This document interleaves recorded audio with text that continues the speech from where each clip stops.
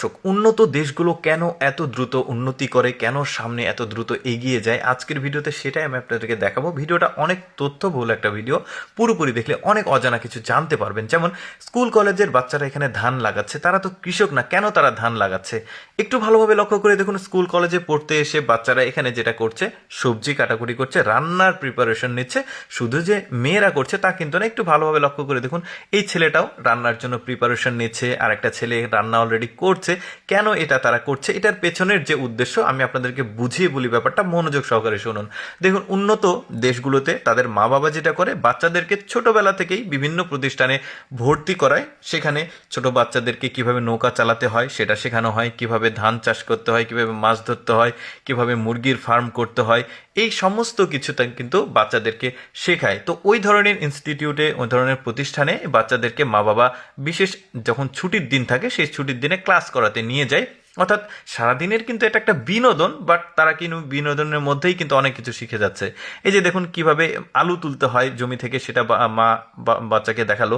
তারপরে দেখুন এখানে ওই যে ভুট্টা কিভাবে ছাড়াতে হয়, সেগুলো কিভাবে মাড়াই করতে হয়, আধুনিক যন্ত্রের সেগুলো দিয়ে কিভাবে আটা তৈরি করতে হয়, এই বাচ্চাগুলো কিন্তু এগুলো কিছুই জানে না, বাট এখানে তারা ভর্তি হয়ে এগুলো সব কিছু শিখছে।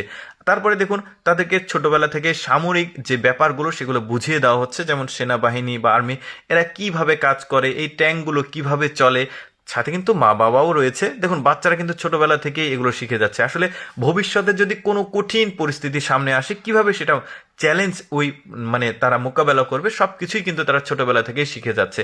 বেশ চমৎকার বুদ্ধি কিন্তু। তারপরে দেখুন এখানে এই যে মুরগির, আধুনিক মুরগির ফার্ম, আদর্শ মুরগির ফার্ম, সেগুলো কিভাবে যত্ন নিতে হবে, কিভাবে করতে হবে, সব কিছুই কিন্তু তারা ট্রেনিংয়ে শেখায়। এই যে দেখুন বাচ্চারা এখানে মাছ ধরছে, এই যে মাছ ছাড়া হচ্ছে প্রতিষ্ঠান থেকে, তারা মাছ ধরছে। আসলে মূল ব্যাপারটা হচ্ছে যে আমি যদি আপনাদেরকে একটু বলি, যেমন আমাদের দেশে শুক্রবারে ছুটির দিন, যদি এমন কিছু প্রতিষ্ঠান থাকে যে এই ধরনের মানে অ্যাক্টিভিটিসগুলো করে বাচ্চাদের, এবং যারা শহরে বসবাস করে, যারা কখনো গ্রামে যায়নি, বা ফসল কিভাবে উৎপাদন করতে হয়, কিভাবে চাষ করতে হয়, অনেক বাচ্চারা কিন্তু জানে না, দেখেনি কখনো।